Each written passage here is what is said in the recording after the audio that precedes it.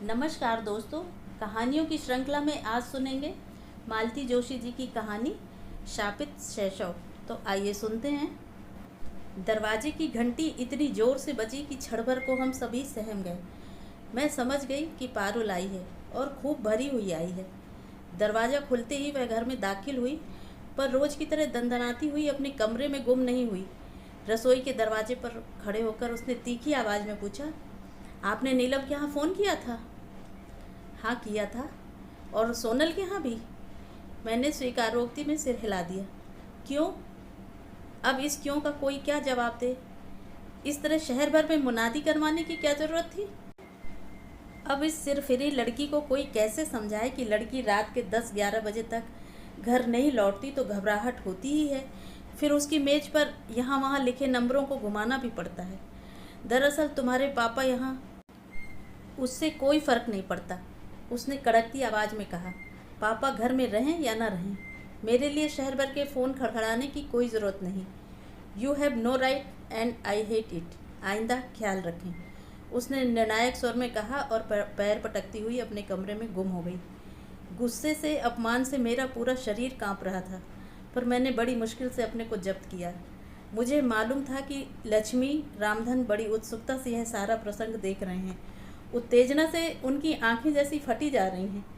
वे शायद रात से ही घात लगाए बैठे थे कि अब कुछ अभूतपूर्व होकर रहेगा। एक तो सौतेली माँ का ठप्पा और दूसरे बिटिया का ऐसा घनघोर अपराध। पर मैंने उन्हें निराश ही किया। मैं तो अपनी कोई भी प्रतिक्रिया व्यक्त करना नहीं चाहती थी, पर एकदम चुप्पी लगा जाना भी शायद मेरे हक में अच्छा ना होता। वे लोग इसे मेरी कमजोरी ही समझते।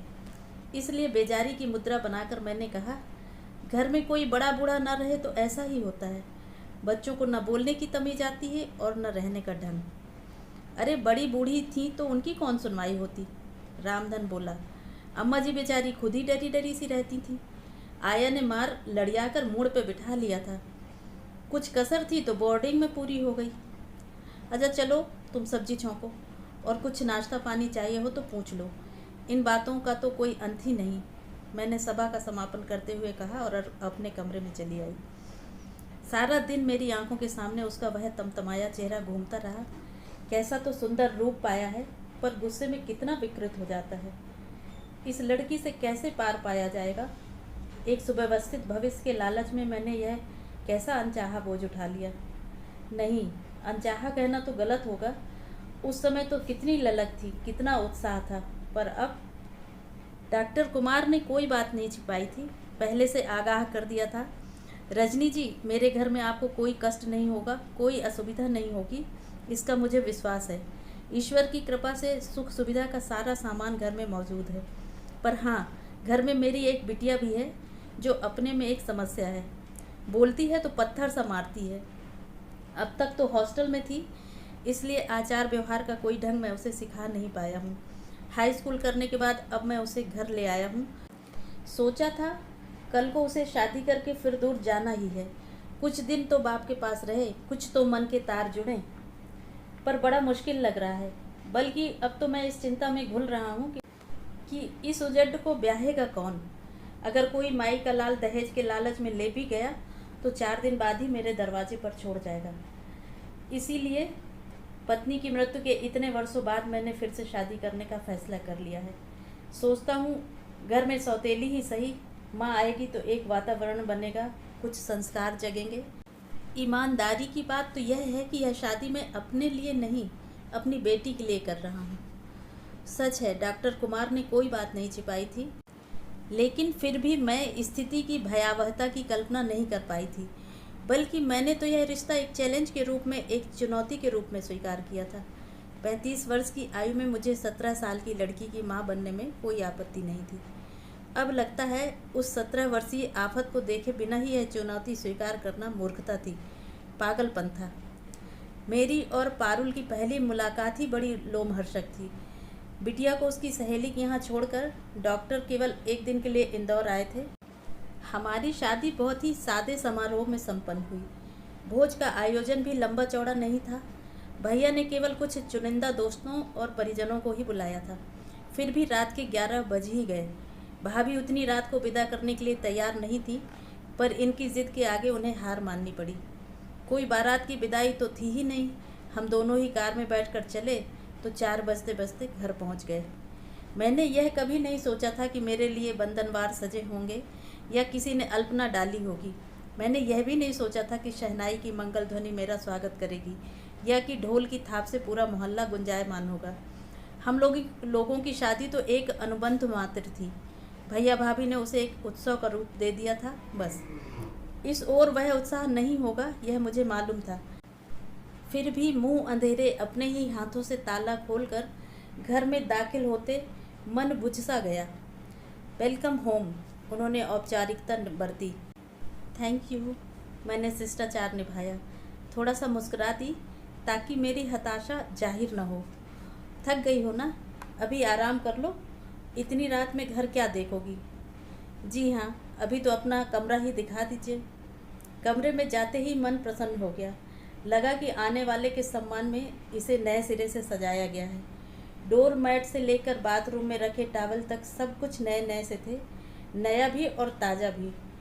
मन के किसी कोने में जो एक कांटा सा था कि मैं किसी की बासी गृहस्थी सजाने जा रही हूँ, वह कसक एकदम दूर हो गई। बॉस लेकर बाहर आई तो देखा वे कॉफ़ी लिए मेरी प्रतीक्षा कर रहे हैं। थैंक यू, मैंने मग उठाते हुए कहा, पर यह धन्यवाद निरी औपचारिकता नहीं थी। मैंने हृदय से उनका आभार माना था। इस समय सचमुच कुछ पीने का मन हो रहा था, पर घर में कोई था ही नहीं जो अनुरोध करता। अपने आप बनाना कुछ अच्छा नहीं लग रहा था। मैं सचमुच कृतज्ञ थी कि मुझे आते ही रसोई में पैर नहीं देना पड़ा। मैं तो सोच रही थी कि अब तो सुबह होने को है, सोकर क्या होगा, पर कब आंख लग गई पता ही नहीं चला। सुबह उठी तो दिन काफ़ी चढ़ चुका था और ये तैयार हो चुके थे। आज छुट्टी नहीं लेंगे? मैंने कातर स्वर में पूछा। जल्दी लौट आऊँगा, इन्होंने मुझे आश्वस्त किया। आओ नाश्ता कर लेते हैं, मैं रुका हुआ हूँ। नाश्ते की मेज़ पर ही रामधन से मुलाकात हुई। उसी ने फिर लक्ष्मी से मेरा परिचय करवाया। ये मेरी गृहस्थी के 2 आधार स्तंभ हैं, इन्होंने परिहास में कहा, पर मुझे तो तीसरे की तलाश थी। आखिर मुझसे रहा नहीं गया, पूछ ही लिया, बिटिया से नहीं मिलवाएंगे? क्षण भर को उनके चेहरे पर असमंजस के भाव उभरे। वह शायद बेबी तो सवेरे ही लौट आई हैं, रामधन ने सूचना दी। बुलावे का?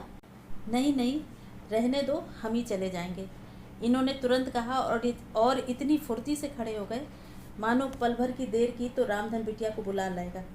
आओ, इन्होंने कहा और मैं घिसटती से उनके पीछे चल दी। मुझे आश्चर्य भी हो रहा था और बुरा भी लग रहा था। क्या मैं इस योग्य भी नहीं कि कोई उत्सुकता से झांक ही ले? मिलने के लिए ठेठ कमरे में ही जाना पड़ेगा। पिछले बरामदे से सटा हुआ सबसे आखिरी कमरा उसका था। दरवाज़ा बंद था और भीतर माइकल जैक्सन चीख रहा था। इन्होंने नॉक किया। खुला है, अंदर से कर्कश आवाज़ आई। दरवाज़ा ठेलकर हम दोनों भीतर गए। बिस्तर पर औंधी लेटी वह कोई पुस्तक पढ़ रही थी। हमें देखते ही जींस में कसी उसकी टांगों का हवाई नृत्य थम गया। ओ पापा, आप हैं? मैं समझी रामधन होगा। इन्होंने आगे बढ़कर पहले कैसेट बंद किया, फिर गंभीर स्वर में बोले, निक्की, मेरा मतलब है इनसे मिलो, ये तुम्हारी मम्मी हैं। ओह, आई सी। बस इससे ज़्यादा कोई प्रतिक्रिया नहीं की। उसने अपनी पोज तक नहीं बदली। इन्हें भी बुरा लगा, एकदम चीखे, निक्की, यह क्या है? Where are your manners? Do you have any? ढंग से उठकर बात नहीं कर सकती तुम? एकदम उछलकर वह खड़ी हो गई। अपने छोटे छोटे बालों को गर्दन के एक झटके के साथ पीछे फेंकते हुए बोली, आपकी आज्ञा सिरोधार्य है पिताश्री। लीजिए, मैं खड़ी हो गई। अब अगर आप चाहेंगे तो मैं माताश्री की चरण वंदना भी कर सकती हूँ।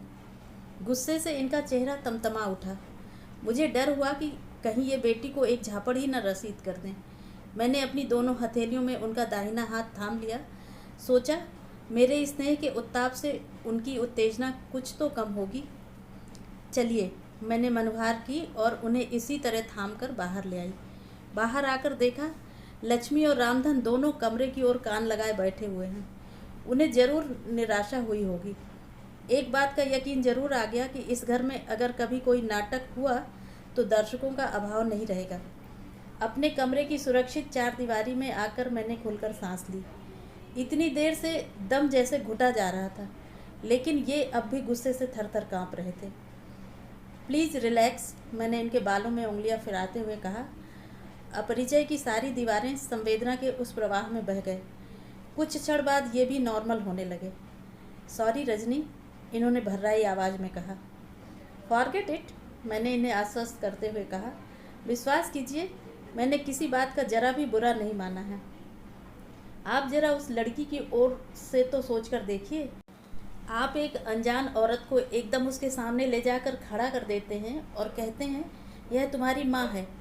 बताइए, और आप उससे अपेक्षा करते हैं कि वह तमीज़ से पेश आए, उसकी प्रतिक्रिया एकदम नॉर्मल हो। How can it be possible? देखिए, बच्चे के मन में माँ की एक तस्वीर होती है, वह हर किसी को माँ के रूप में स्वीकार नहीं कर सकता। लेकिन निक्की को तो अपनी माँ की याद भी नहीं है। कुल जमा 2 साल की तो थी वह। उससे क्या फ़र्क पड़ता है?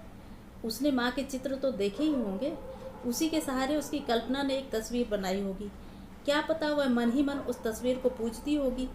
आप उससे यह आशा तो नहीं कर सकते कि वह मुझे देखते ही अपनी सारी श्रद्धा, सारा आदर मुझे दे दे। इसमें समय लगता है, बल्कि मेरा तो यह आग्रह भी नहीं है कि वह मुझे मम्मी ही कहे।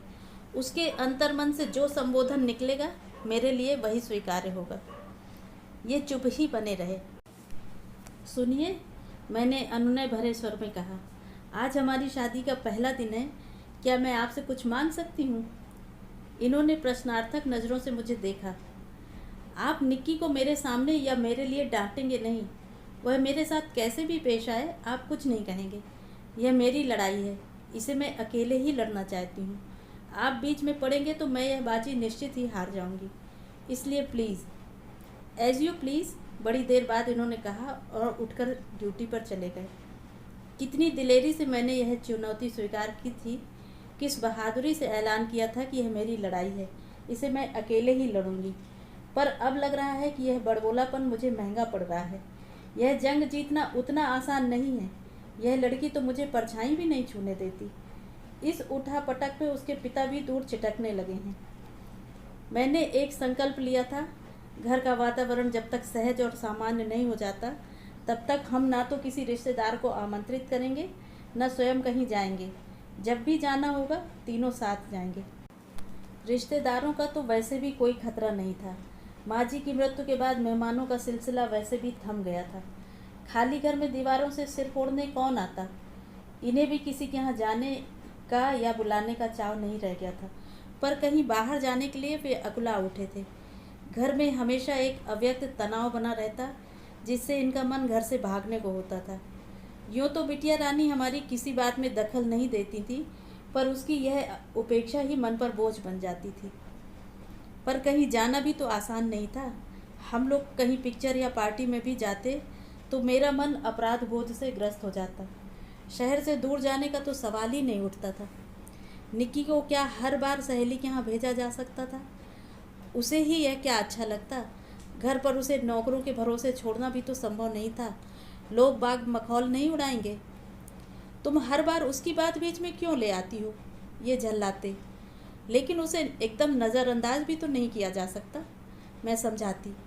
आखिर एक दिन मैंने कह ही डाला, आप ही ने तो कहा था कि यह शादी आप सिर्फ बिटिया के लिए कर रहे हैं। हाँ कहा था। ये चीखे, तो क्या इसी की सज़ा दे रही हो मुझे? और फिर 2 दिन तक बच्चों की तरह मुंह फुलाए घूमते रहे। इन्हें इस तरह नाराज़ करके जिसे मनाने का मैं प्रयत्न कर रही थी, वह मुझे जरा भी लिफ्ट नहीं दे रही थी। मेरा हर प्रयास वह विफल कर रही थी। गृह प्रवेश के दूसरे दिन तड़के मेरी आँख खुल गई। श्रीमान जी गहरी नींद में सो रहे थे।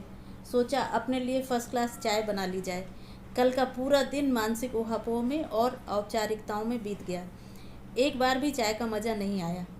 रसोई में जाते हुए देखा निक्की के कमरे की लाइट जल रही है। सोचा दोस्ती के लिए अच्छा मौका है। उसके पिताजी भी साथ में नहीं हैं। मैंने फटाफट 2 कप चाय बनाई और दरवाजे पर हल्के से नॉक किया। निक्की। दरवाज़ा इस तेज़ी के साथ खुला कि मैं सहम कर 2 कदम पीछे ही हट गई। फिर संभलते हुए मैंने कहा, मैंने तुम्हें डिस्टर्ब तो नहीं किया ना? तुम्हारे कमरे में रोशनी देखी तो सोचा कि सुबह की चाय निक्की के साथ ही पी जाए। मेरा नाम पारुल है। पापा श्री ने शायद आपको बताया नहीं? Oh sorry. अपमान के उस घूंट को किसी तरह पीते हुए मैंने कहा, अच्छा बताओ नाश्ते में क्या लोगी? आज तुम्हारी पसंद का ही नाश्ता बनाते हैं। मेरी चिंता रहने दें, उसने कप हाथ में लेते हुए कहा। मेरा नाश्ता रामधन बना देगा। आप तो जिनकी सेवा के लिए आई हैं उन्हीं का ख्याल रखें, मेहरबानी होगी। मन हुआ कह दूं, पगली, मैं तो तेरे लिए ही इस घर में आई हूँ। तेरे पापा मुझे तेरे लिए ही ब्याह कर लाए हैं। पर वह जिस तरह काट खाने को दौड़ रही थी, वहाँ ऐसी कोमल अनुभूतियों के लिए गुंजाइश ही कहाँ थी। इसके बाद मैंने उसे जब भी पुकारा या जब भी उसका उल्लेख किया, पारुल कहकर ही किया। इन्होंने एक दो बार कहा भी, अरे मैं तो भूल ही चला था कि इसका नाम पारुल है। इसीलिए तो मैंने ठान लिया है कि उसका असली नाम ही चलाऊंगी। इतना प्यारा नाम है और आपकी देखा देखी सब उसे निक्की कहे चले जाते हैं। कोई बच्ची है अब वो। चाय वाले प्रसंग की कड़वाहट भूलने में मुझे 2-4 दिन लगे। उसके बाद मैंने फिर कमर कस ली। उसकी अनुपस्थिति में एक दिन मैंने उसके कमरे का मुआयना किया। वह ठीक वैसा ही था जैसा मैंने सोचा था। उसे तरतीब देने की कोशिश में मेरे पूरे 3 घंटे खर्च हुए।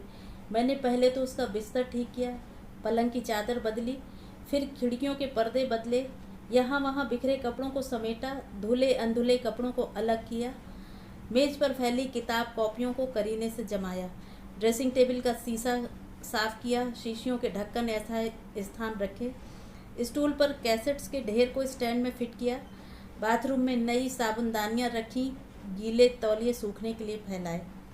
इतना सब करने के बाद लक्ष्मी को झाड़ू लगाने की आज्ञा देकर मैं अपने कमरे में आकर लेट गई। थक तो गई थी मैं, पर मन प्रसन्न था। सोचा पारुल भी देखेगी तो उसका जी खुश हो जाएगा। मुंह से चाहे कुछ ना कहे, मन ही मन इसका एहसास तो होगा कि माँ भी कोई चीज़ होती है। ठीक 4 बजे उसकी लूना गेट के अंदर दाखिल हुई और मैं उठकर बैठ गई। पता नहीं किस अव्यक्त अनुभूति से मेरा हृदय धड़कने लगा। रोज की तरह वह सीधे अपने कमरे में गई और दूसरे ही क्षण वह मेरे सामने थी। धन्यवाद, उसने कहा, पर उसकी आंखें और उसका स्वर उस धन्यवाद का समर्थन नहीं कर रहे थे। आपने मेरे कबाड़ खाने को कमरे की शक्ल देने की कोशिश की, इसके लिए आभारी हूँ, पर भविष्य में यह कृपा दृष्टि न कीजिएगा, मुझे अच्छा नहीं लगता। और वह उल्टे पांव कमरे में लौट गई। क्षोभ और अपमान से सुलगती हुई मैं पता नहीं कब तक वहीं बैठी रही। अपमान की यह आवृत्ति तो पता नहीं कितनी बार हो चुकी है। उस दिन घर में कथा थी। रामधन का ही आग्रह था कि शादी के उपलक्ष्य में और कुछ नहीं तो एक कथा ही हो जाए। उसने खुद बोल रखा था कि साहब का घर बस जाएगा तो कथा करवाऊंगा। उसके संकल्प का मान तो रखना ही था। बड़े उत्साह से मैंने सारी तैयारी की। इस घर में हालांकि कोई वातावरण नहीं था, पर माँ के यहाँ तो नित्य पूजा पाठ की परंपरा थी। सुबह शाम ठाकुर जी की आरती होती थी। धूप अगरबत्ती की महक से सारा घर सुवासित हो जाता था। मंत्रोच्चार से एक मंगलमय पवित्र वातावरण की सृष्टि होती थी। अपने उस परिवेश को उस दिन के लिए मैंने इस घर में भी जीवित कर लिया। बड़े मनोयोग से पूजा स्थल को सजाया, संवारा, सुंदर अल्पना से अलंकृत किया। माँ जी की अलमारी से पूजा के सारे उपकरण निकालकर उन्हें चमकाया। बड़े उत्साह से प्रसाद बनाया। विधि विधान से पूजा हुई, कथा बाँची गई और जब आरती का समय आया, पता नहीं क्यों मुझे दुर्बुद्धि हुई और मैंने लक्ष्मी से कहा, बिटिया को आवाज़ दे दो, आरती हो रही है। बिटिया रानी कमरे में अवतीर्ण हुई, जीन्स और लूजर, उसकी रोज की पोशाक। पर पता नहीं क्यों पंडित जी के सामने जरा संकोच हो आया और जब आरती लेने का समय आया तो मुझसे नहीं रहा गया। बेटे, जूते पहनकर आरती नहीं लेते। बस वह एकदम पलटकर चली गई। ना आरती ली, न प्रसाद लिया। मन एकदम खराब हो गया। मेरे ही अनुरोध पर इन्होंने अपने 1-2 मित्रों को सपरिवार खाने पर बुला लिया था। सोचा था जरा उत्सव का वातावरण हो जाएगा, पर उल्टे मातमी सन्नाटा सा छाया रहा। अजीब सा आलम था। मैं उस घर पर अपना पूरा स्नेह उड़ेल देने को बेचैन थी। अपनी ममता का आंचल फैलाए बैठी थी, लेकिन वह 16-17 साल की लड़की को गोद में लेकर दुलराया तो नहीं जा सकता। उससे तो दोस्ती ही की जा सकती है। पर जब जब मैंने दोस्ती का हाथ बढ़ाया, उसने निर्ममता से झटक दिया। जब जब प्यार से उसे कुछ समझाना चाहा, बिच्छू सा डंक मारकर उसने मुझे आहत कर दिया। और कल रात तो हद ही हो गई। महारानी सुबह 8 बजे जो कॉलेज गई तो रात तक लौटी ही नहीं। ये सेमिनार के लिए दिल्ली गए हुए थे। मेरी तो चिंता से जान सूख गई। रामधन से कहा कि पास पड़ोस में कोई सहेली रहती हो तो पता कर लो, पर उसने साफ मना कर दिया। बोला बेबी गुस्साती हैं। उसने तो फ़ोन करने से भी मना किया था, पर मेरा मन नहीं माना और मैंने मेज़ पर यहाँ वहाँ लिखे नंबरों को घुमा दिया। 2 जगह तो कुछ पता नहीं चला, पर तीसरी ने बताया कि शायद मैच खेलने गई हैं। आप इस नंबर पर पता कर लें। नीलम के यहाँ उसकी मम्मी मिली। उन्होंने बताया कि लड़कियां खेलने गई हैं, लौटने में देर हो सकती है। चिंता की कोई बात नहीं है, उनका कोच साथ में है। अगर बहुत रात को लौटेंगी तो पारुल को वो अपने यहाँ सुला लेंगी। मैंने उन्हें धन्यवाद देकर फ़ोन रख दिया। संकोच के मारे यह नहीं पूछा कि क्या खेलने गई है और कहाँ गई है। एक माँ को इतना तो मालूम होना चाहिए। वैसे इतने दिनों में मैं यह तो जान गई थी कि पारुल टेबल टेनिस खेलती है और अपने कॉलेज को रिप्रेजेंट करती है। जानकर सचमुच खुशी हुई थी, पर इसका यह मतलब तो नहीं कि आपको बिना पूछे हर कहीं जाने की आज़ादी मिल गई। अगर कार्यक्रम ऐन वक्त पर तय हुआ है तब भी फ़ोन तो किया ही जा सकता है। रात मैंने कैसे काटी मैं ही जानती हूँ। डॉक्टर घर पर नहीं थे, नहीं तो मैं इतनी रात उसे घर पर ले आती और सारे आदर्शों को ताक पर रखकर खूब खरी खोटी सुनाती। सोचा तो यही था कि सुबह जैसे ही वह घर में दाखिल होगी उसे खूब आड़े हाथों लूँगी, लेकिन यह तो हुआ नहीं। उल्टे वही मुझ पर बरस कर चली गई और मैं बस चुपचाप सुनती रही। रात को ये दिल्ली से लौटे तो मैंने उन्हें सारा किस्सा सुनाया, पर इन्होंने कोई प्रतिक्रिया व्यक्त नहीं की। उल्टे बड़े लापरवाह ढंग से बोले, हाँ नीलम के यहाँ रह गई होगी, उसकी बड़ी पक्की सहेली है। मुझे बहुत ताव आया। एक मैं ही बेवकूफ़ हूँ जो रात भर जागती रही, दिन भर सुलगती रही। जिनकी बेटी है उन्हें तो कोई चिंता ही नहीं है। फिर अपने पर ही शर्म हो आई। बेटी क्या सिर्फ उन्हीं की है? मैंने तो डॉक्टर कुमार को उनके पूरे परिवेश के साथ स्वीकार किया है। फिर क्या मेरी कोई जिम्मेदारी नहीं? बाप की नज़रें जिन्हें पकड़ नहीं पाती, माँ की नज़रें क्या उन खतरों से गाफिल रह सकती हैं? सुबह फिर मैंने एक निश्चय कर ही लिया था। पतिदेव को रोज़ की तरह चाय नाश्ता देकर हॉस्पिटल भेज देने के बाद मैं फुर्सत में थी। पारुल कॉलेज के लिए तैयार हो रही थी। लक्ष्मी अभी आई नहीं थी। रामधन रसोई में अंडा फेंट रहा था। मैंने एक लंबी लिस्ट और पैसे पकड़ाते हुए उससे कहा, काका जरा बाजार का चक्कर लगाना होगा, तुम्हारे साहब लंबी चौड़ी फरमाइश कर गए हैं। अरे उनको फरमाइश का मौका तो अब लगा है, अब तक तो जो कच्ची पक्की बन गई सो खा लेते थे। वही तो सोचती हूँ कुछ तो उनकी पसंद का बना लूँ, आप झटपट सामान ला दो। अबे हाल जात हैं, बिटिया का नाश्ता बना दें? वह तो मैं बना लूँगी, कहकर मैंने तुरंत गैस जलाकर फ्राइंग पैन चढ़ा दिया। अब अंडे का कटोरा मेरे हवाले करने के सिवा उसके पास कोई चारा ही नहीं रहा। बेचारा चुपचाप झोला उठाकर चला गया। अब मैदान साफ था। धावा बोलने का यही सुनहरा मौका था। मत चूके चौहान, मैंने अपने आप से कहा और इष्ट देव का जाप करते हुए दरवाजे पर नॉक किया। खुला है, वह हमेशा की तरह चीखी। नाश्ते की सजी हुई ट्रे लेकर मैंने कमरे में प्रवेश किया। वह ड्रेसिंग टेबल के सामने खड़ी थी। शीशे में मेरा प्रतिबिंब देखते ही चौंक पड़ी। आप? हाँ। नाश्ते की ट्रे छोटी टेबल पर रखते हुए मैंने सहज भाव से कहा, रामधन जरा ज़रूरी काम से बाजार गया है, मैंने ऑमलेट बनाने की कोशिश की है, देखना जरा ठीक से तो बना है ना। वह तुनक कर बोली, आपने क्यों तकलीफ़ की? मैंने आपसे 1000 बार कहा है कि। मुझे याद है, मैंने उसे टोकते हुए कहा, पर वो क्या है बिटिया रानी कि तुम्हारी बदकिस्मती से तुम्हारे पापा मुझे ब्याह कर लाए हैं।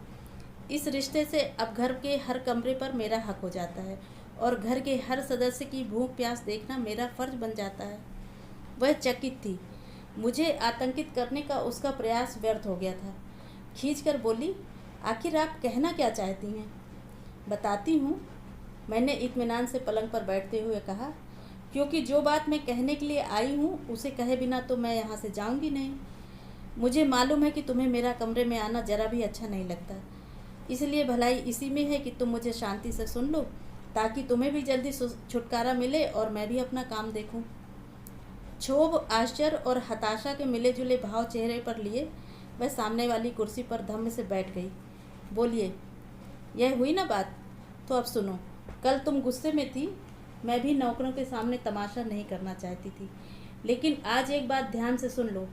जब भी तुम्हें कहीं बाहर जाना हो या आने में देरी की संभावना हो, घर पर बता कर जाया करो। अगर समय पर प्रोग्राम बने तो फ़ोन कर दिया करो।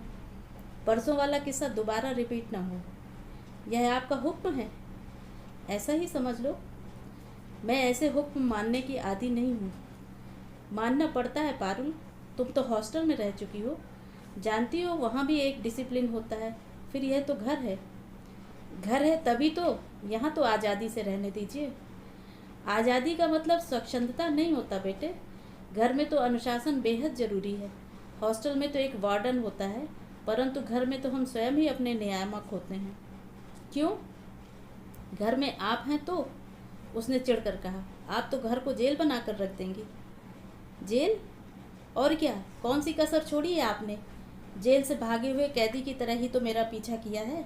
पता नहीं कितनों को फ़ोन किया था उस रात। इससे तो अच्छा था पुलिस में रिपोर्ट दर्ज करा देती। उफ, मुझे तो अपनी फ्रेंड्स के सामने आंखें उठाते शर्म आ रही थी। कहते कहते वह सचमुच रुआंसी हो आई थी। कमाल है पारुल, तुम्हें इसलिए शर्म आ रही है कि हमने तुम्हारी खोज खबर ली, तुम्हारा पता ठिकाना जानने की कोशिश की।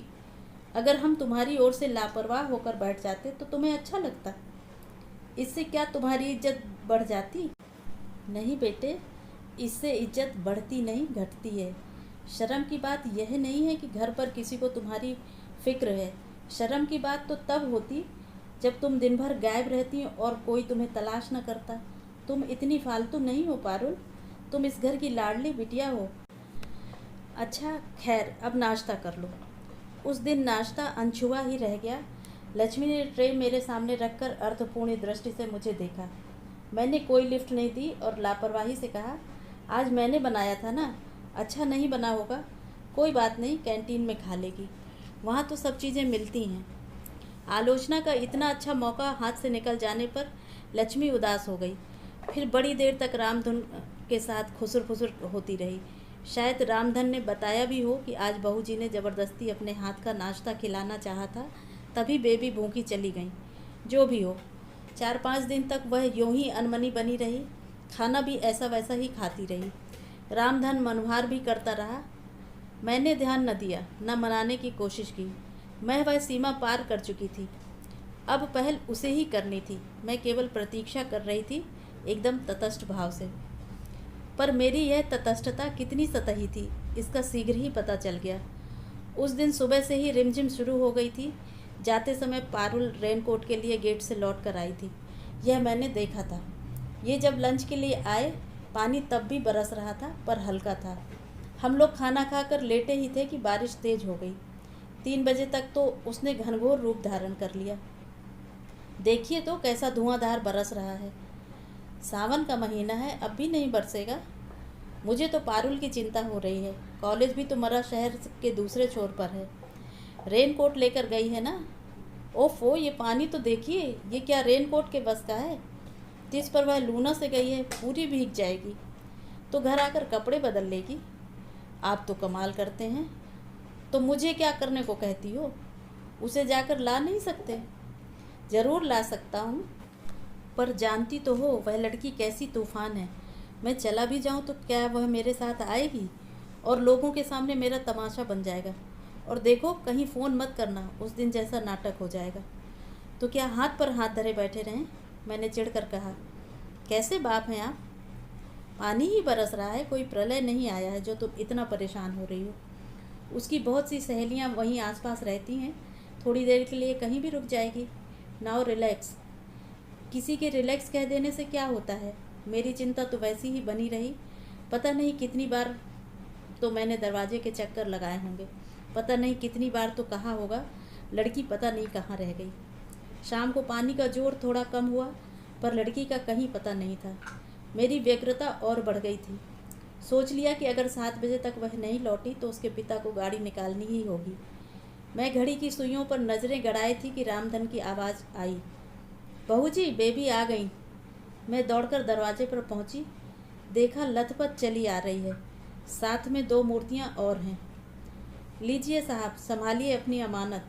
अरे ऐसा तूफान मचाया कि बस बरसते पानी में आना पड़ा।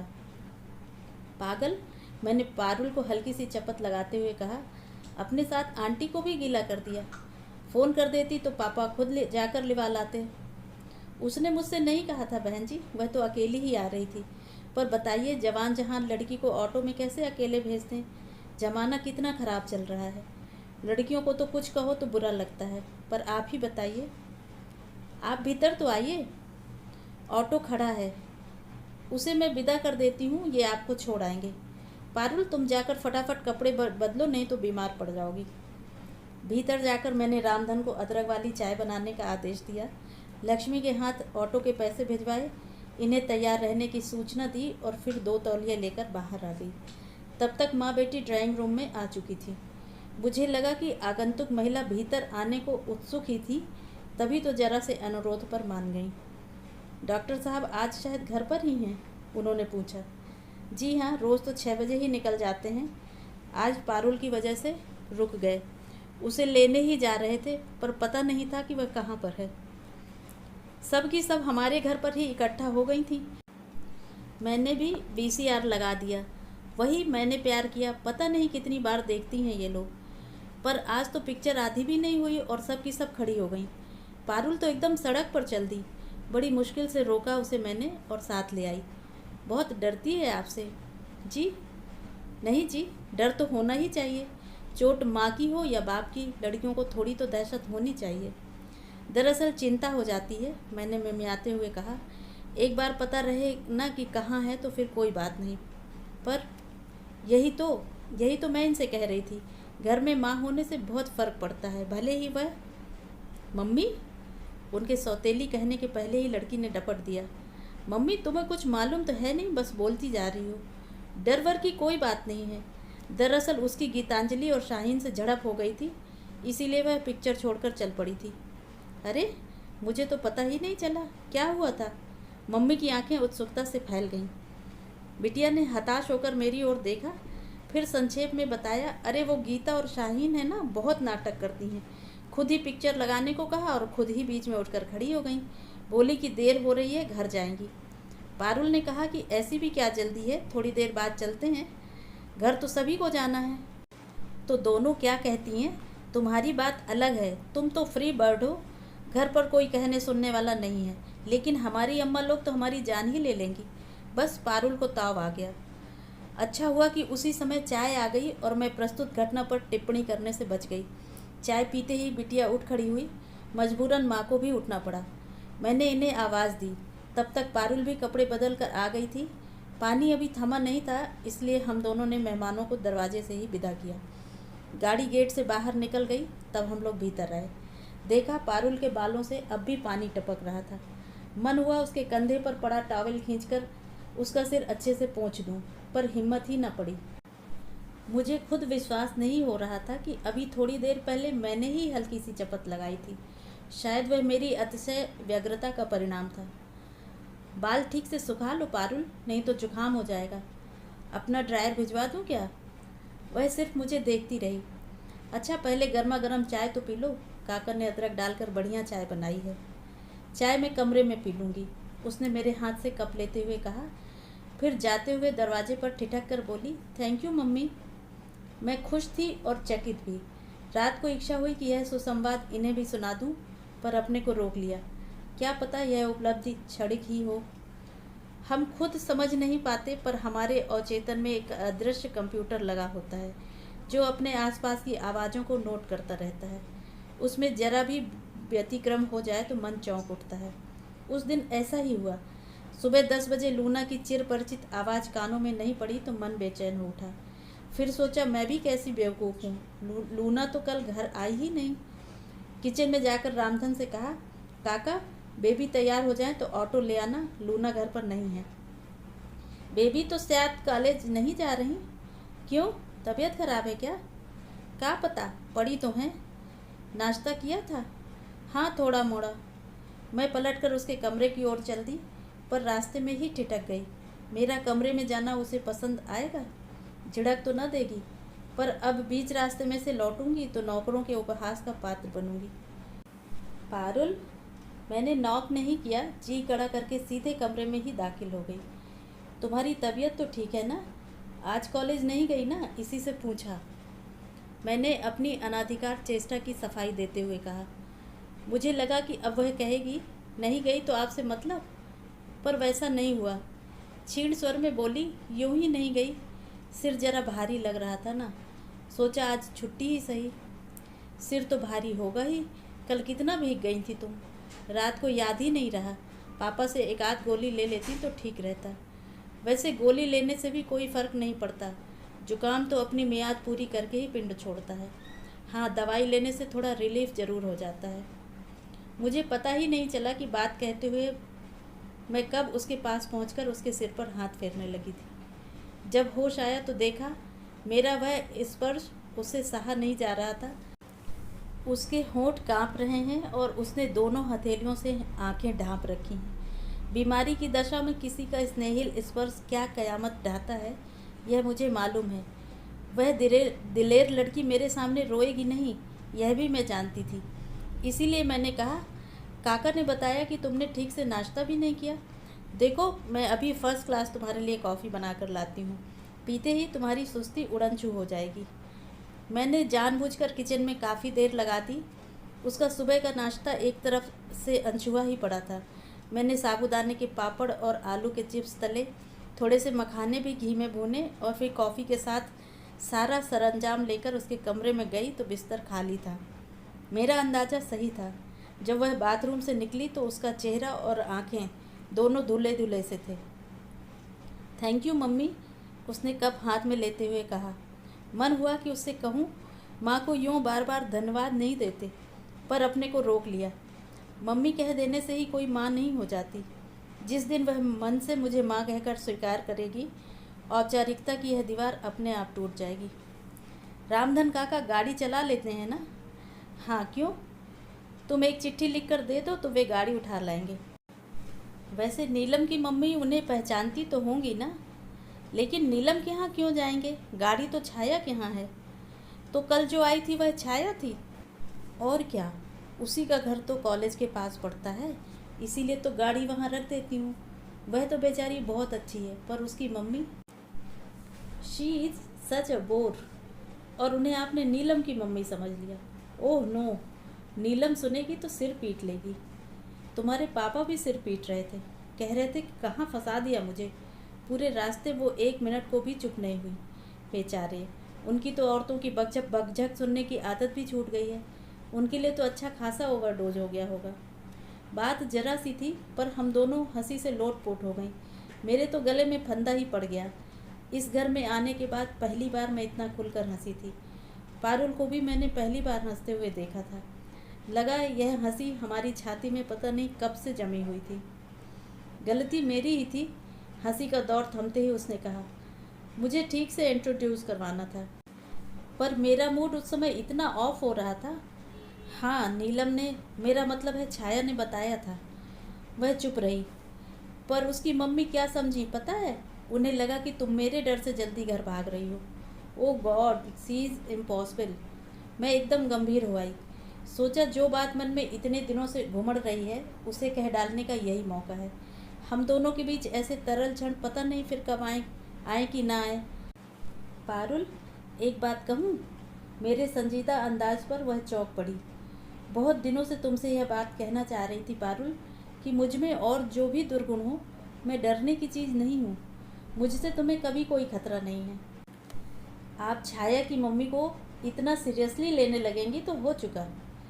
तुम गलत समझ रही हो। छाया की मम्मी ने तो बस इतना किया है कि मुझे अपनी बात कहने का मौका दिया है। तुम यह डर अपने मन से एकदम निकाल दो पारुल, कि मैं तुम्हारी किसी चीज़ में हिस्सा बटाने आई हूँ। जायदाद का मुझे लोभ नहीं है। मुझे तो एक घर, एक जीवन साथी की तलाश थी, वह मुझे मिल गया। साथ ही एक प्यारी सी बिटिया भी मिल गई। अब मुझे कुछ नहीं चाहिए। इत्मीनान रखो, मैं तुमसे तुम्हारे पापा का प्यार भी नहीं छीनूंगी, बल्कि मैं तो अपने हिस्से का प्यार भी तुम्हें देना चाहती हूँ। वह कुछ देर तक एकटक मुझे देखती रही, फिर धीरे से बोली, जायदाद की बातें तो मैं समझती नहीं। जहाँ तक पापा के प्यार का सवाल है, आप सारा का सारा ले सकती हैं, उसमें मेरा हिस्सा कभी नहीं रहा। मैं तो स्तब्ध रह गई। इतनी छोटी सी लड़की और इतनी बड़ी बात कह गई। कितनी बड़ी और कितनी कड़वी। बेटे, मैंने उसे सहलाते हुए कहा, प्यार जताना भी एक कला है जो सबको नहीं आती। खासकर पुरुष तो इस मामले में बहुत ही इंट्रोवर्ट होते हैं। अपने प्यार का प्रदर्शन करना उनके लिए बहुत कठिन होता है। क्या इसीलिए उनके प्यार पर शक करना चाहिए? अगर वे गुस्सा जता सकते हैं तो प्यार जताने में परहेज क्यों करते हैं? प्लीज़ मम्मी, आप उनकी वकालत मत कीजिए। उन्हें मैं आपसे बहुत पहले से जानती हूँ, उन्हें भी और उनके सब चहेतों को भी। इस घर में मुझे जितना प्यार, जितनी नफ़रत मिली है, सब मेरे मन में दर्ज है। वक्त आने पर मैं सबका हिसाब बराबर करूँगी। आवेश से तमतमाया उसका चेहरा देखकर मुझे दहशत सी होने लगी। इतनी सी बच्ची और मन में इतना विष, अच्छा नहीं लगा। पारुल की हम उम्र अपनी भांजियाँ और भतीजियाँ याद आईं, जो तितली की तरह उड़ती फिरती हैं। जीवन का कोई सुख दुख उन्हें ज़्यादा देर तक व्यापता नहीं। और यह लड़की, कितनी गांठें हैं इसके मन में। सहज स्नेह से वंचित बचपन इसे एकदम खूंखार बना गया। प्यार तो मुझे बस एक ही ने किया था, उसने जैसे अपने आप से कहा। वही थी जिसने मुझे ममता का अर्थ समझाया, पर लोगों से वह भी तो नहीं देखा गया। मृत्यु पर तो किसी का वश नहीं है ना पारुल। मैं अपनी माँ की बात नहीं कर रही, वह तुनक कर बोली। उनके प्यार का तो स्वाद भी मुझे याद नहीं। मैं तो दिद्दा की बात कर रही हूँ। दिद्दा? हाँ, मेरी आया थी वह, पर मेरे लिए तो माँ ही थी। उसने मेरे लिए वह सब कुछ किया जो एक माँ अपने बच्चे के लिए करती है। मेरी पूरी दुनिया थी दिद्दा, मेरी ढाल थी, मेरा कवच थी। उनके रहते कोई मेरी तरफ आंख उठाकर भी नहीं देख सकता था। फिर वह चली क्यों गई? वह क्यों जाती? परम पूजनी दादी जी को फूटी आंख नहीं सुहाती थी ना, इसीलिए बीमारी के बहाने उसे निकाल बाहर किया। कितनी बड़ी थी उस समय तुम? यही कोई 8 साल की। दिद्दा को तो भेज दिया, पर दादी से क्या कुछ संभलता था? मुझे फिर उठाकर नानी के यहाँ पटक आए। नानी बेचारी तो बिस्तर से लगी थी। घर में मामी का राज था। उन्होंने सुबह शाम जली कटी सुनाकर मेरा खून सुखा डाला। फिर साल भर बाद वापस छोड़ गई कि हमारे बस का नहीं है। फिर बुआ जी का आगमन हुआ। आप बुआ जी से मिली हैं? नहीं तो ज़रूर मिलिएगा, जी खुश हो जाएगा। दादी की ट्रू कॉपी हैं। उन्हें तो लगा कि शायद उन्हें रिमांड होम का वार्डन बनाकर भेज दिया गया। आते ही शुरू हो गई।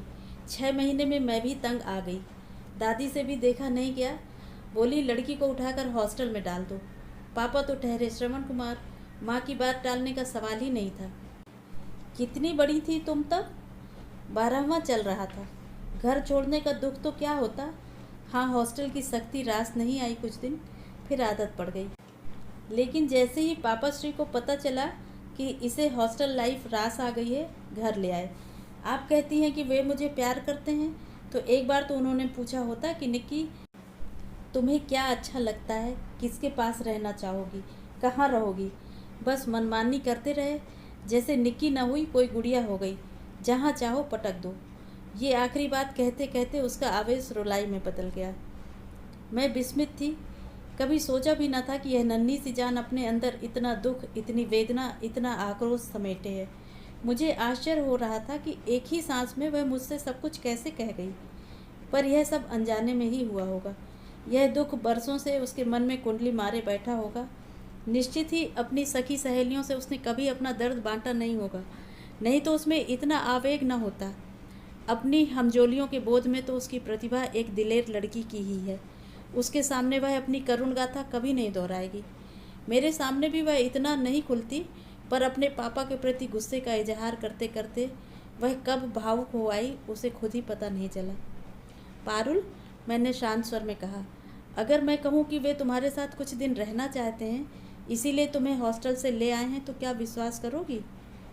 उत्तर में उसने मुंह बिचका दिया।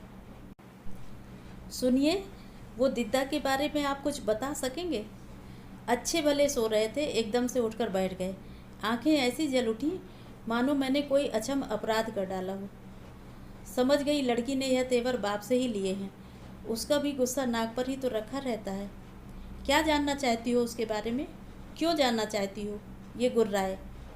बस यूं ही जरा सी क्यूरियोसिटी थी। देखो, तुम्हारा समय न कटता हो तो लाइब्रेरी ज्वाइन कर लो या फिर किसी क्लब में जाना शुरू कर दो, लेकिन ये नौकरों चाकरों में बैठकर गप्पे लड़ाना बंद करो। स्तब्ध रह गई मैं। इस तरह भी कोई मुझसे बात कर सकता है? मुझे भी ताव आ गया। डॉक्टर कुमार, याद रहे कि मैं कोई 16-17 साल की ब्याहुली नहीं हूँ। आपको मेरी डिग्रियों का ध्यान नहीं रहा, ठीक है। मेरी सीनियर लेक्चररशिप को आपने नज़रअंदाज कर दिया, ठीक है, पर मेरी उम्र का तो लिहाज कीजिए। क्या इस उम्र में भी मुझे दूसरों से रहन सहन के तौर तरीके सीखने होंगे, अदब कायदे जानने होंगे?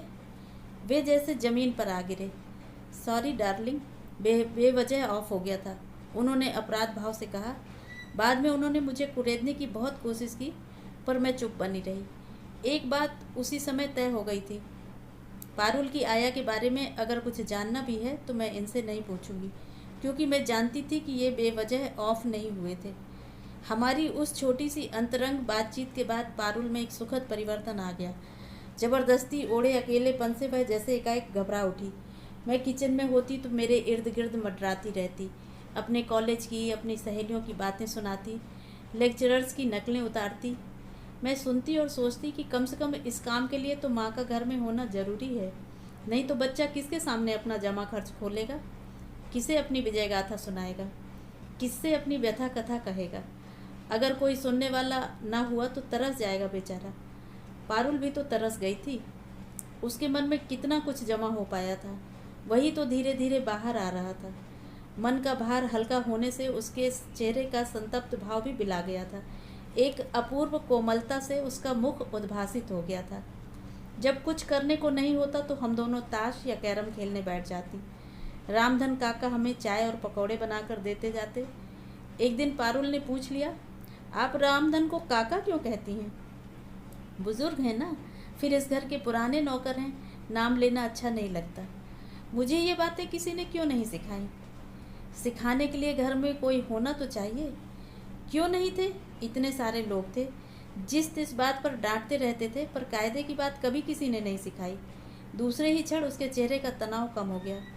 बोली, रामधन, मैं भी अब से तुम्हें काका कहूँगी, रामधन काका। रामधन हंस दिया। बेबी की इस सना को उसने गंभीरता से नहीं लिया, वह लेने लायक थी भी नहीं।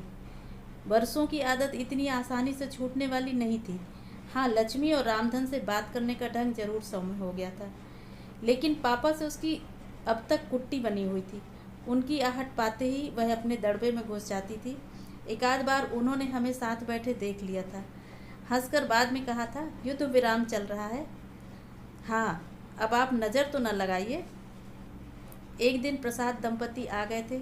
डॉक्टर प्रसाद कुमार के दोस्तों में सबसे घनिष्ठ हैं। दोनों पति पत्नी बड़े ही हंसमुख, खुशमिजाज और मिलनसार हैं। यूँ तो पारुल कभी भी मेहमानों के सामने नहीं आती, पर प्रसाद अंकल से उसकी पटती है। वे आते ही उसे खींचकर बाहर निकालते हैं, कॉलेज के हाल चाल पूछते हैं, कभी कभी आइसक्रीम खिलाने बाहर भी ले जाते हैं। उनके बच्चों के साथ तो वह एकदम बच्ची बन जाती है। उनका गदबदा छुटकू, जो 9 साल के अंतराल से पैदा हुआ है, बड़ा प्यारा है। पारुल तो उस पर जान देती है, देखते ही लपक कर उठा लेती है। उस दिन भी पारुल ने छुटकू को देखते ही किताब फेंक दी, फिर रवि, शशि और नन्हे हनी को लेकर सीधे छत पर चली गई। उन लोगों की धमा चौकड़ी की गूंज नीचे तक आ रही थी। दीदी, मिसेस प्रसाद बोली, अब आप भी एक प्यारा सा खिलौना ले आइए। निक्की को बच्चों का कितना शौक है, देख रही हैं ना। इस उम्र में बच्चे की कल्पना भी मेरे लिए हास्यास्पद थी। संयत स्वर में मैंने कहा, घर में जो 2 बच्चे पहले से हैं, उन्हें ही तो मैनेज करना मुश्किल हो रहा है। नई मुसीबत मोल लेकर क्या करूँगी? कोई मुसीबत नहीं होती भाभी, अपने आप दोनों रास्ते पर आ जाएंगे। घर में थोड़ी रौनक हो जाएगी तो इस तरह भागते नहीं फिरेंगे। और क्या, भाई साहब तो जब देखो अपने मरीजों से ही घिरे रहते हैं। दीदी, आप भी तो कुछ कहती नहीं हैं। भाभी क्या कहेंगी, काम जो इतना फैला रखा है, समेटने में देर तो लगेगी। उस वक्त तो समय काटना एक समस्या थी। अकेला घर काटने को दौड़ता था, इसीलिए बेचारा अपने को उलझाए रखता था। मैं दोनों की बातचीत तटस्थ भाव से सुन रही थी कि एकाएक पूछ बैठी, आप इन लोगों को कब से जानते हैं डॉक्टर? कब से मतलब? हम लोग तो साथ में पढ़े हैं। तब तो आपने पारुल की मम्मी को भी देखा होगा। हाँ, मैंने तो देखा है, पर शायद संध्या ने नहीं देखा। क्यों डार्लिंग? हाँ, हम लोगों की शादी में वह नहीं थी। मैं जब पहली बार माताजी से आशीर्वाद लेने आई तो निक्की को देखा था। आया की गोद में चढ़कर घूम रही थी। तब बिन माँ की उस नन्ही सी बच्ची को देखकर बहुत दुख हुआ था। लेकिन वह आया भी गजब की थी भाभी, यह समझ लीजिए कि माँ से भी बढ़कर थी। इतनी अच्छी आया को उन्होंने निकाल क्यों दिया? यह आपसे किसने कह दिया? निकाला नहीं था भाभी, उसे टीबी हो गई थी। यहाँ घर में कैसे रखते? इलाज के लिए उसे हॉस्पिटलाइज करना ही पड़ा। कुमार ने खुद सारा इंतजाम किया था। वह जब तक ठीक नहीं हो गई, कुमार बराबर उसके इलाज के लिए पैसे भेजता रहा। उसके घर का पता जानते हैं? कुमार को मालूम होगा। नहीं, मैं उनसे नहीं पूछना चाहती। आप ही किसी तरह पता लगा सकें तो लगाइए। पता तो खैर टीबी हॉस्पिटल से भी मिल जाएगा, पर बात क्या है? मैं उसे वापस बुलाना चाहती हूँ। पर क्यों? अब तो वह बहुत बूढ़ी हो गई होंगी। निक्की को भी अब आया की ज़रूरत नहीं रही। 8-10 साल में कोई इतना बुढ़ाता नहीं डॉक्टर, और निक्की को अब भी उसकी ज़रूरत है। उसके अवचेतन में अब भी वह बसी हुई है। उसी खोने का दुख अब भी उसके मन में ताज़ा है। मैं चाहती हूँ वह फिर से यहाँ आकर रहें और पारुल का बचपन लौटा दें। कुमार राजी होगा? वह मेरा जिम्मा रहा। पहले आप पता तो लगाइए। Treat it as an urgent case, top priority. समझ रहे हैं ना? बिल्कुल समझ रहा हूँ भाभी। उसके बाद लगातार 3-4 दिन तक मैं डॉक्टर प्रसाद के फ़ोन की प्रतीक्षा करती रही। चौथे दिन वे खुद ही आ गए। वह जानबूझकर ऐसे समय आए थे जब उनके मित्र घर पर नहीं थे। मैंने मन ही मन उनकी समझदारी की दाद दी। भाभी, मैंने आपका काम तो कर दिया है, मतलब गंगाबाई का पता तो लगा लिया है, बट आई एम अफ्रेड आप उसे घर नहीं ला सकेंगी। क्या मतलब? मैं उसका पता लेने टीबी हॉस्पिटल गया था। वहाँ पता चला कि 6 महीने पहले ही उसे फिर से भर्ती किया गया है, और यह भी पता चला है कि इस बार बीमारी बहुत अगले दौर में पहुँच गई है। क्या टीबी भी रिप्लेस होता है डॉक्टर? यह तो राज रोग है भाभी। इसे चाहिए अच्छी ग़िज़ा, अच्छी देखभाल। गरीबों के घर पर यह सब कहाँ से मैसर होता है? फिर अपना कोई होता तो देखभाल करता। वह तो भाई के घर पड़ी हुई थी, वहाँ तो अपने ही खाने के लाले होंगे। गंगाबाई बेचारी तो इन असुविधाओं की आदी भी नहीं है। शुरू से बंगलों में ही रही, अच्छा खाया, अच्छा पहना है। भाभी के पीहर में भी उसके ठाठ थे, यहाँ भी उसका दबदबा था। दूसरे माहौल में तो वह जी ही नहीं सकती थी। तो क्या वह उनके पीहर से आई थी? हाँ, निक्की की देखभाल के लिए उसे बुलवा लिया था। उन दिनों भाभी बीमार चल रही थी ना। उनकी मृत्यु के बाद उसके वापस जाने का प्रश्न ही नहीं उठता था। भाभी, एक बात कहूँ? कहिए, मैंने निराश स्वर में कहा। निक्की और दिद्दा को लेकर मैंने पिछले दिनों कितने कल्पना चित्र बनाए थे। अब सब के सब मुझे मुँह चिढ़ा रहे थे। भाभी, मुझे लगता है वह बुढ़िया ज़्यादा दिन नहीं खींचेगी। Her days are numbered. अगर निक्की को एक बार उससे मिलवा लाते तो उसका जी खुश हो जाएगा। आप इत्मीनान रखिए, मैं ही ले जाऊंगा उसे। डॉक्टर प्रसाद के साथ पारुल को भेजना कोई मुश्किल नहीं था। उनसे तो पारुल की दोस्ती थी। वादे के मुताबिक वे दूसरे ही दिन आकर उसे ले गए। उनके जाने के बाद मैं अपने दिवा स्वप्नों में खो गई। पारुल आज कितनी खुश होगी। उसे लगेगा जैसे उसका बचपन लौट आया है, और जब उसे पता लगेगा कि उसकी बिछड़ी हुई ममता से पुनः मिलवाने के लिए मैंने ही पहल की है, तो वह कृतज्ञता से भर उठेगी। मन का सारा कलमश धुल जाएगा। प्रसाद अंकल उसे यह भी तो बताएंगे कि दिद्दा के इलाज का सारा पैसा पापा उठा रहे हैं, तो फिर वह पापा को भी माफ़ कर देगी। और उसके पापा, वे भी तो कितने खुश होंगे। इस मधुर षड्यंत्र की मैंने भनक तक न लगने दी थी। अब पता चलेगा तो सिवा प्रशंसा के कुछ न कर पाएंगे। उन लोगों को लौटने में कोई 2-2.5 घंटे लग गए। हॉस्पिटल शहर से दूर पहाड़ी पर जो था। मुझे लगा था गाड़ी से उतरकर वह सीधे मेरे पास दौड़ी आएगी, मेरे गले में अपनी बाहें डालकर कहेगी, हाय मम्मा, यू आर सो स्वीट। पिछले दिनों हम काफ़ी करीब आ गए थे, फिर भी एक औपचारिक दूरी बनी हुई थी। आज वह भी समाप्त हो जाएगी। लेकिन वह सीधे कमरे में चली गई। शायद अपना भावावेश मुझसे छिपाना चाहती हो। डॉक्टर प्रसाद जरूर थोड़ी देर को मेरे पास बैठे। बोले, बहुत खुश हुई बुढ़िया, बार बार बलाएं ले रही थी, माथा चूम रही थी, आपको और मुझे भी आशीष दे रही थी। लेकिन भाभी, उनकी हालत कुछ ठीक नहीं है। She may collapse any time. तो अच्छा ही हुआ जो आप लोग हो आए, नहीं तो ज़िंदगी भर को मलाल रह जाता, मुझे भी और बिटिया को भी। आप ठीक कह रही हैं, उन्होंने उठते हुए कहा। उन्हें विदा करके मैं गुनगुनाती हुई सीधे पारुल के कमरे में गई। मुझे क्या मालूम था कि वह मेरी प्रतीक्षा में भरी बंदूक की तरह तनी बैठी है। मुझे देखते ही फट पड़ी। क्यों भेजा था मुझे वहाँ? किसकी साजिश थी ये? बचपन की एक मीठी सी याद मेरे मन में थी, उसे भी आपने तहस नहस कर दिया। सौतेली माँ है ना आप। मेरा इतना सा सुख भी आपसे सहा ना गया और आप सोच रही हैं कि आपने बड़ा एहसान किया, मेरी पुरानी आया से मिलवाकर बड़ा नेक काम किया। पता नहीं कितने देर तक वह इसी तरह बड़बड़ाती रही। मैं जड़ मूक बनी उसके आरोपों को झेलती रही। प्रतिवाद करने का या आगे बढ़कर उसे सांत्वना देने का भी मेरा साहस न हुआ। उफ, मैं तो सोच भी नहीं सकती थी कि बचपन में इसी औरत ने मुझे पाला है। मुझे तो यह सोचकर भी झुरझुरी हो आती है कि मैं उसकी गोद में खेलती थी, उसके पास ही सोती थी। उसने बताया कि वह मुझे अपने हाथों से खाना खिलाती थी। छी, मुझे तो वहीं उबकाई आने लगी। उसका कमरा, उसका बिस्तर, उसके कपड़े इस कदर बास मार रहे थे। उफ, उसका दर्द मेरी पकड़ में आ गया। दिद्दा उसके लिए एक मधुर एहसास की तरह थी, पर इस मरणासन वृद्धा से उसका कहीं कोई मेल नहीं था। उसका रोग जर्जर शरीर देखकर वह कांप गई थी। उसका स्नेहिल स्पर्श उसे लिजलिजा लगा था। एक तिलस्म था जो टूट गया था और अब वह उन किस्सों पर आंसू बहा रही थी। मैं उसे समझाना चाहती थी कि पारुल, वक्त की मार किसी को नहीं बख्शती। हम सब धीरे धीरे काल के उसी अंधकूप की ओर बढ़ रहे हैं जहाँ सब कुछ विरूप हो जाता है, नष्ट हो जाता है। पर जीवन की नश्वरता का दर्शन समझने की भी एक उम्र होती है। पारुल तो अभी उम्र के उस दौर में थी जहाँ सब कुछ रसमय और रंगीन होता है। उसके लिए तो भविष्य का अर्थ विकास है, विनाश नहीं। वह इस कड़वे सच को, असुंदर यथार्थ को कैसे स्वीकारेगी? वह फिर लौट गई अपनी उसी कारा में जो उसने स्वयं निर्माण की थी। मैं फिर दूर फेंक दी गई। पहले भी हम दोनों में बोलचाल नहीं थी, पर तब इतना असहज नहीं लगता था। पर एक बार करीब आने के बाद फिर उसी स्थिति में लौट जाना बहुत क्लेशकारक लगता था। उसके पापा अक्सर छेड़ देते, क्यों, युद्ध विराम समाप्त हो गया, संधि वार्ता विफल हो गई? तो मैं गुस्से में यह भी न कह पाती कि आपकी ही नज़र लग गई। बस शर्म से सिर झुका लेती। जीवन फिर पुराने ढर्रे पर चल पड़ा था, एक रस और निरानंद। घर फिर द्वीपों में बट गया था। इस बीच कई पर्व त्योहार आए, पर कोई हमें उल्लसित न कर सका। उल्टे वे हमें और अवसाद से भर गए। 30 सितंबर को पारुल का जन्मदिन था। मैं मन ही मन कब से उसकी प्रतीक्षा कर रही थी। अच्छा खासा हंगामा करने का प्लान था, सारी तैयारी भी कर रखी थी।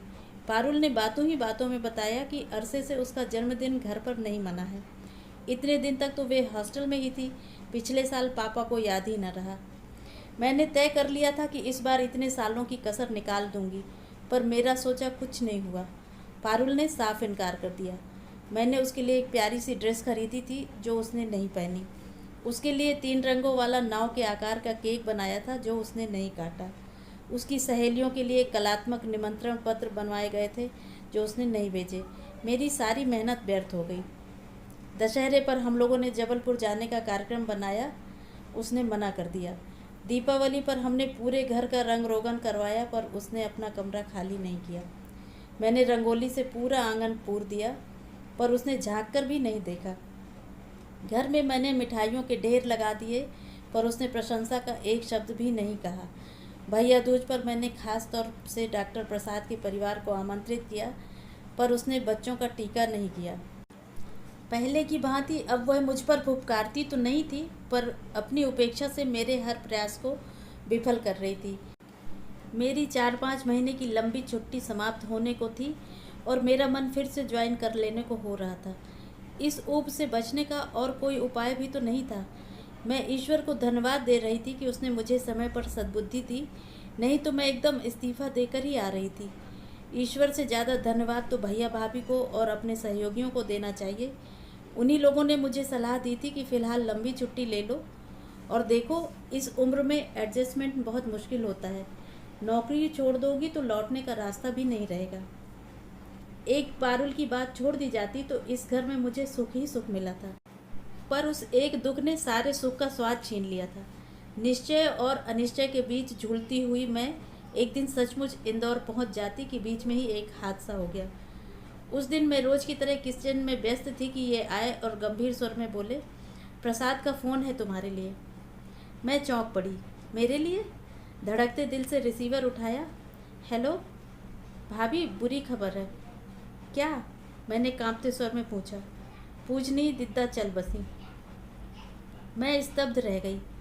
भाभी, कुछ कहिए भी, क्या करना है? अब कहने को या करने को रहा ही क्या है? मेरा मतलब है, should be tell the kid? No, definitely not. She is just a kid, you know. अच्छा, अब आप इनसे बात कीजिए, मेरी कढ़ाई जल रही है। चोंगा इनके हाथ में देकर मैं भागने ही वाली थी कि इन्होंने हाथ पकड़कर रोक लिया। प्रसाद से 2 मिनट बात करके फ़ोन रख दिया और मेरी ओर मुखातिब होकर बोले। उनकी मुद्रा से मैं समझ गई कि मैं कटघरे में खड़ी हुई हूँ। जलती हुई आंखों से उन्होंने पहला प्रश्न दागा। प्रसाद ने यह खबर पहले तुम्हें क्यों दी? मुझे भी तो दे सकता था। यह बात आप उन्हीं से पूछते तो ठीक रहता। उससे तो खैर पूछना ही है, पर तुम यह बताओ, इस औरत की मौत से तुम्हारा क्या वास्ता है? ओफो, मेरा क्या वास्ता होगा? वे बस मुझसे इसलिए पूछ रहे थे कि पारुल को बताना है कि नहीं। मैंने कह दिया कि कोई ज़रूरत नहीं है। वह जब जिंदा थी, पारुल उन्हें देख आई थी बस। मैं रात में तो उस बच्ची को भेज नहीं सकती ना। पारुल अस्पताल कब गई थी? गई थी एक दिन, प्रसाद लिवा ले गए थे। पर सुझाव किसका था? मेरा था। यही सुनना चाहते हैं ना आप? अब आप यह भी कहेंगे कि यह बात मुझसे क्यों नहीं कही गई? तो हुजूर, शुरुआत तो आप ही से की थी, पर आप तो उस नाम को सुनते ही भड़क गए थे। उस समय आप क्या है सुनने की स्थिति में थे कि पारुल अपनी आया को भूल नहीं पाई है। अब भी वह उसे उतनी ही शिद्दत से याद करती है। क्या आपके पास यह सोचने समझने की फुर्सत थी कि वह अपनी दिद्दा के लिए कितनी बेचैन है? और आपकी फुर्सत का इंतज़ार मैं नहीं कर सकती थी, क्योंकि उस औरत के पास गिनती के दिन थे। आज मैं खुश हूँ कि आपकी नाराज़गी का खतरा उठाकर भी मैंने यह पहल की। आपको और कुछ कहना है? क्या कहते बेचारे, मुंह लटका कर रह गए। विजय के उन क्षणों में मैंने उन्हें यह नहीं बताया कि मेरी वह उदात्त कोशिश कितनी नाकाम रही है। मेरे आत्मविश्वास का दुर्ग कैसे भरभरा कर गिर पड़ा है। उस दिन नाश्ता किए बिना ही वे घर से निकल गए। शायद मुझे दंड देने का इससे अच्छा तरीका उन्हें याद नहीं आया। सुबह के गए, रात को लौटे। आते ही सीधे नहाने चले गए। मैं समझ गई कि दिवंगता को श्रद्धांजलि देकर लौटे हैं। अच्छा भी लगा, इतना हक तो उस गरीबनी का बनता ही था। अब मेरे सामने केवल एक समस्या थी, पारुल को बताऊं या ना बताऊं। बताऊं भी तो कैसे? वह तो मुझसे रुख भी नहीं मिलाती।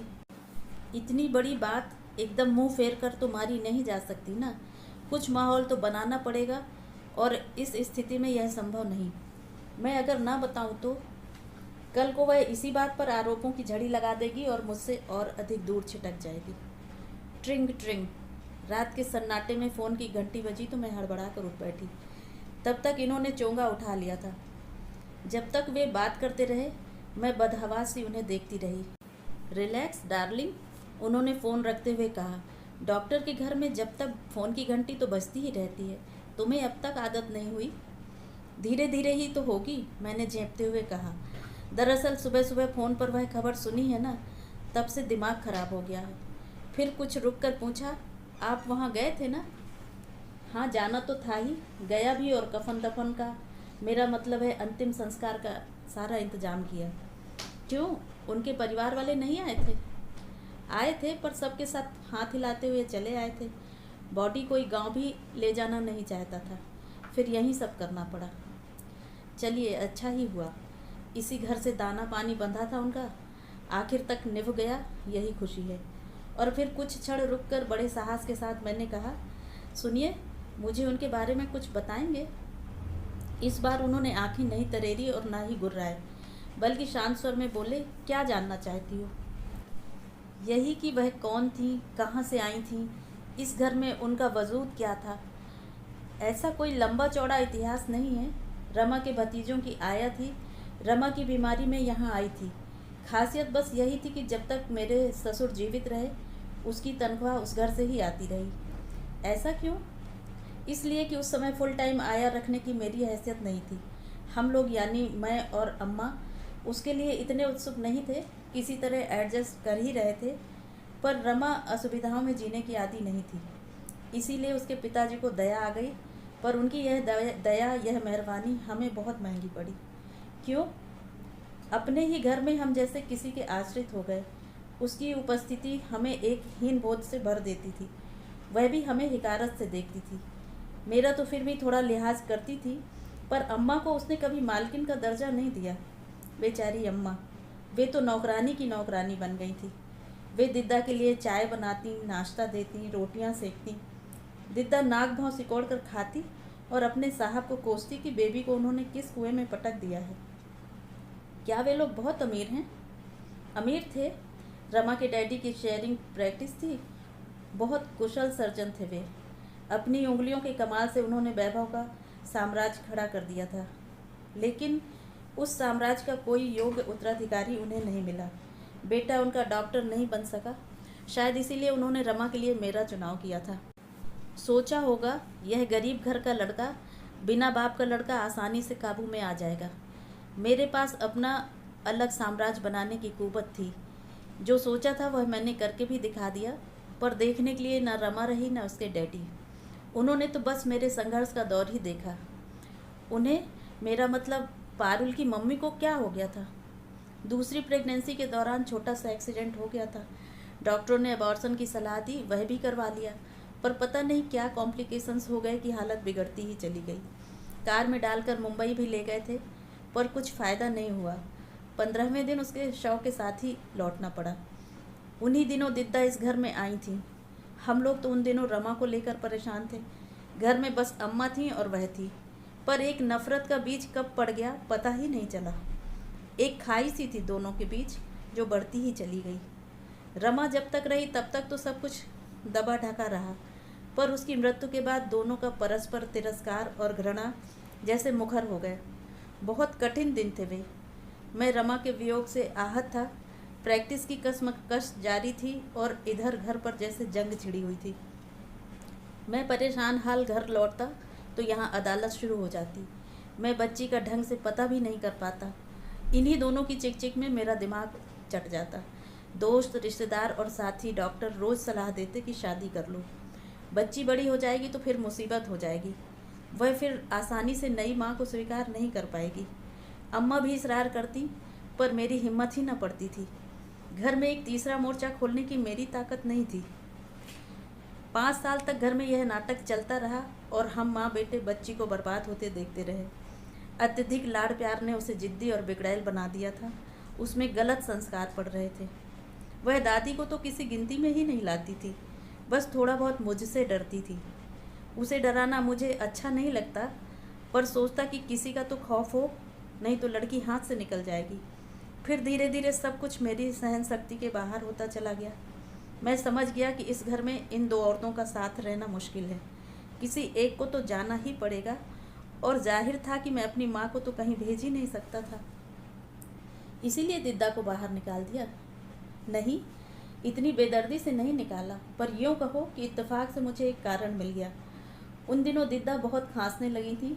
अम्मा ने कई बार बताया कि उसकी खांसी के मारे वे रात भर सो नहीं पाती, पर मैं इसे भी शिकायत का एक पैंतरा समझकर टाल गया था। पर ज़्यादा दिन तक अम्मा को अनसुना न कर सका। मुझे भी दिद्दा की खांसी सुनाई देने लगी। उस समय तो हम छोटे से घर में थे, तब आज जैसा बड़ा बंगला नहीं था। खांसने की आवाज़ कहाँ तक छिपती। मेहरी ने एक बार दिद्दा को खून थूकते हुए भी देखा, जिसे वह पान की पीक बताती रही। फिर मुझे चिंता हुई। बड़ी मुश्किलों से निक्की का वास्ता देकर उसे डॉक्टरी जांच के लिए राजी किया। इन्वेस्टिगेशन के बाद मेरा शक सच निकला। उसे टीबी हो गई थी। लेकिन टीबी तो अब कोई लाइलाज बीमारी नहीं है, मैंने जैसे उन पर आरोप लगाते हुए कहा। लेकिन बीमारी तो है और इलाज भी करना पड़ता है। एक बार पता चल जाने के बाद क्या उसे घर में निक्की के पास रखा जा सकता था? मैंने उसे यहाँ टीबी अस्पताल में भर्ती करवा दिया। 2-2.5 साल बाद वह ठीक भी हो गई, पर मैं उसे वापस घर नहीं लाया, उसके गांव ही भेज दिया। पर वह जहाँ कहीं भी रही, मैं उसे बराबर पैसे भेजता रहा। आज उसकी अंतिम किस्त भी मैंने दे दी। इतनी देर से मैं पेट के बल लेटकर कोहनियों पर सिर टिकाए उनकी बातें सुन रही थी। दिद्दा की कहानी का पटाक्षेप होते ही मैंने एक निश्वास भरा और करवट बदलकर लेट गई। मन बेहद उदास हुआ था, परंतु इस समय जिस अनजान अनदेखी वृद्धा के प्रति मन में करुणा उमड़ रही थी, वह दिद्दा नहीं, पारुल की दादी थी। बेचारी बेटे की शादी के कैसे कैसे अरमान संजोए बैठी होंगी, पर मिला क्या? दुख, निराशा और अपमान। रजनी जी, उसके बाद की कहानी नहीं सुनोगी? मैंने एकदम पलट कर उन्हें देखा। उसके बाद की मतलब?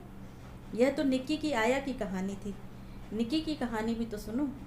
वह मुझे मालूम है, मैंने उलाहने के स्वर में कहा। दिद्दा चली गई तो उसे मामा के यहाँ भेज दिया। वहाँ मामी की पैनी जबान ने उसका जीना मुश्किल कर दिया।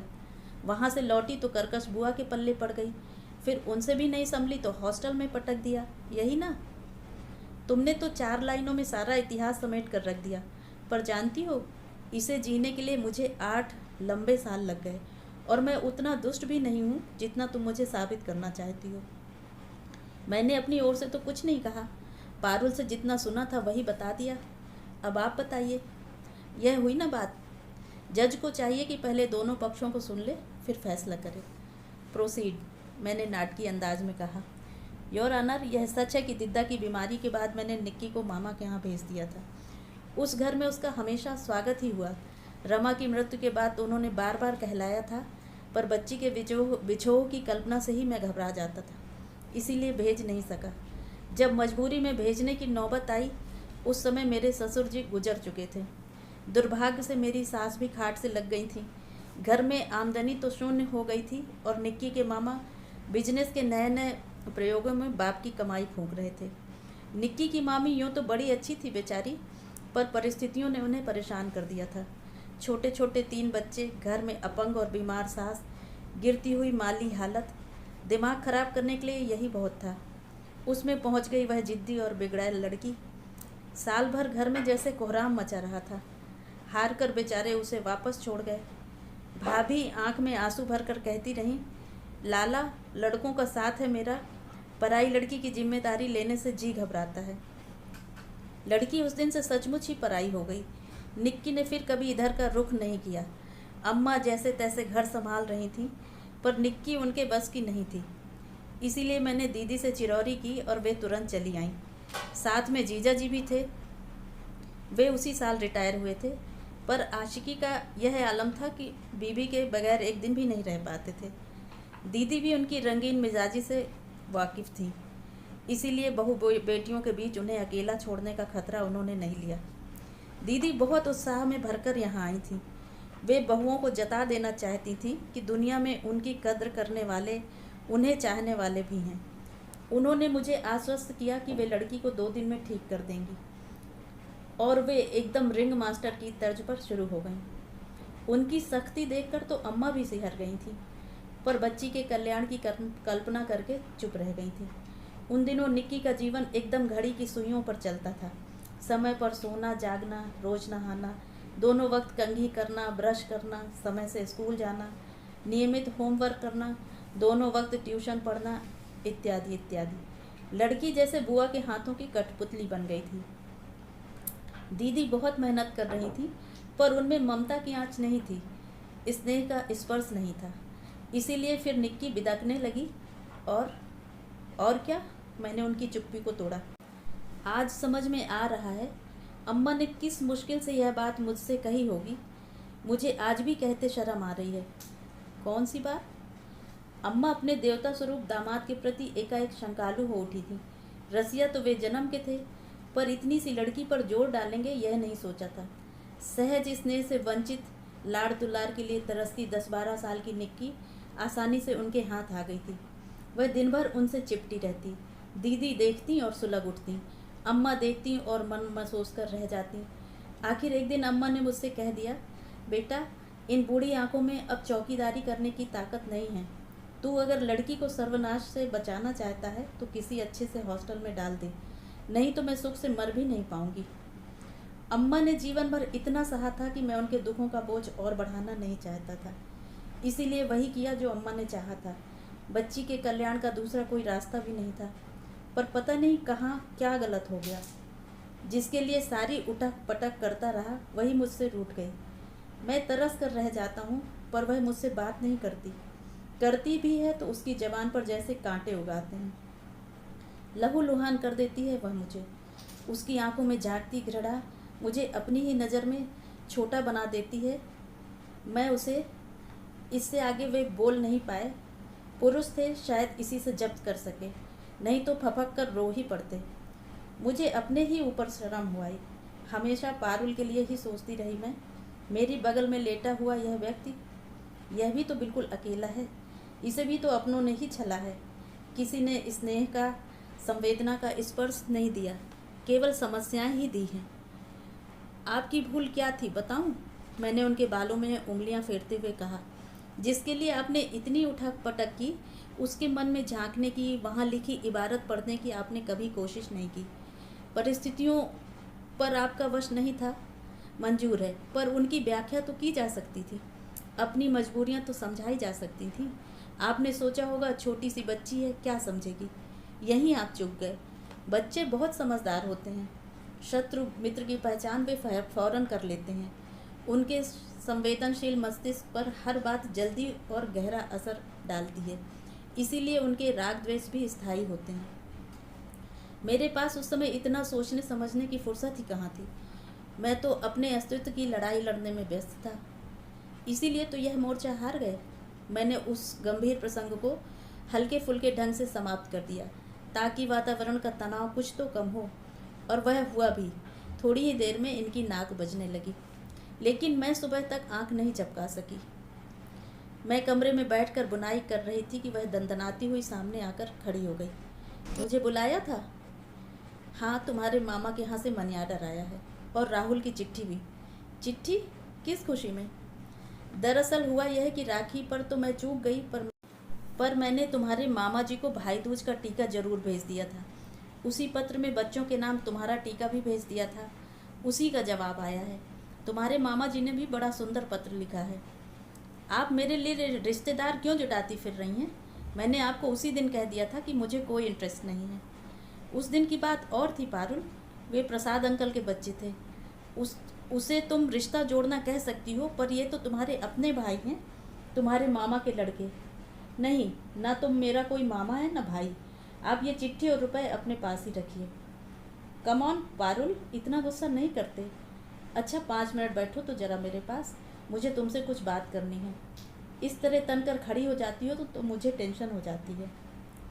अनिच्छा से ही सही, वह पलंग की पाटी पर बैठ गई, जैसे किसी भी क्षण उठकर चली जाएगी।